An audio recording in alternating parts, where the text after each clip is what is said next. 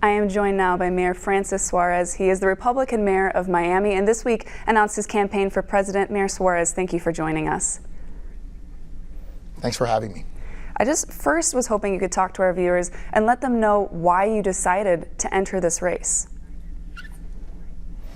I decided to enter this race because I love this country and because I need to be part of the conversation. I want to show a vision for prosperity for every single American, and I want to unify this country. I think I'm in a unique position to do that. And as a Republican, I think I'm also in a unique position to not only win the 2024 presidential election, but to create generational electoral wins for the Republican Party by appealing to Hispanic voters, by appealing to young voters, by appealing to suburban women, and by appealing to people in cities like mine. My city, when the year before I got elected, was plus 30 for Democrats. In the last electoral cycle, it went plus 10 for Republicans, a 40-point swing. I was elected by 85% and reelected by 80% because I know how to bring people together, because I know how to solve problems, some of the biggest problems that we have in our country. And I'll tell you, the courage it takes to solve big problems doesn't depend on the number of zeros. You need to find someone with the character, the courage, and the track record to inspire us and to lead us into a better future. And I'm that person. And Mayor, I was hoping you could speak, majority of the people who will see this live here in Iowa. So for you to help them understand under your presidency what you believe you will deliver to them, those who live here in the Midwest and, those issues that they face, kind of how you would be a win for them. Yeah. Well, first thing I want to do is be radically different than all the other candidates that they run into. I was in the West Side Conservative Club breakfast, which began in 2005. And after giving my remarks, I actually gave out my cell phone number.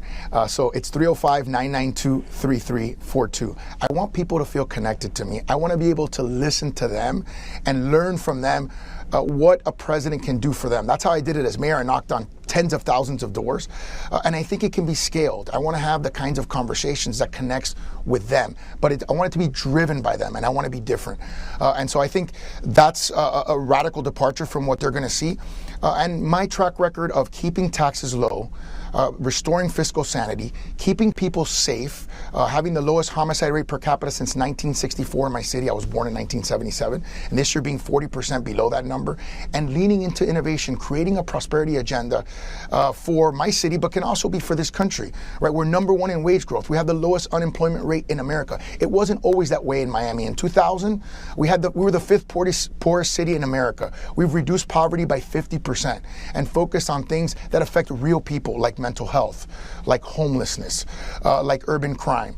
Those are the kinds of issues that I want to focus on as president. I want to make sure that every single citizen, not just of Iowa, but of this country, has an opportunity to be successful, and that their children have an opportunity to be successful. And Mayor, a big topic for Iowans, especially today, we're awaiting a Supreme Court decision regarding abortion. It will decide if it's a 20-week ban or if it'll move to a 6-week ban. So I just wanted to know, A, your stance on abortion, but also if elected president, if this is a topic that you think should fall to the states for them to decide or should be a federal discussion. My parents met at a pro-life rally. I have 3 sisters, no brothers. I have a mother, a wife, a daughter, and a mother-in-law, all fervently pro-life. I'm a Catholic, I'm pro-life.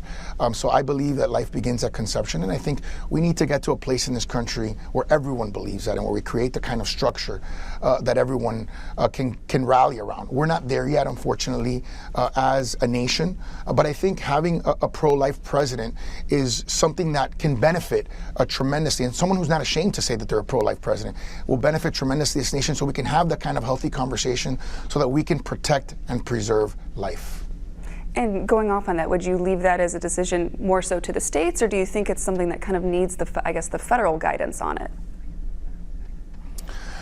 Yeah, it's a tough decision. Obviously, the Dobbs case, which I think was rightly decided, and took away, the Roe decision, which was a terribly decided constitutional decision, leaves it up to the states.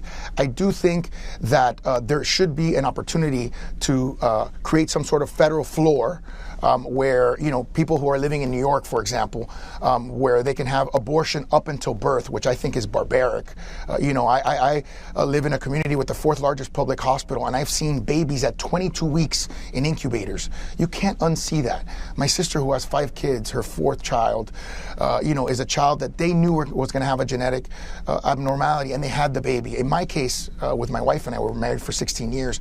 We struggled with fertility issues, and we were blessed on Father's Day to get the news that we were going to have our first baby, and she had an appendicitis, and they had to wheel in, again, the incubator, because the baby may be born, in the middle of her term. So these are very deeply personal decisions that affect people, and I think we should enact any kind of law that can save babies in our country. Well, Mayor Suarez, we thank you so much again for giving up some time for us today. Thank you so much. I appreciate the opportunity.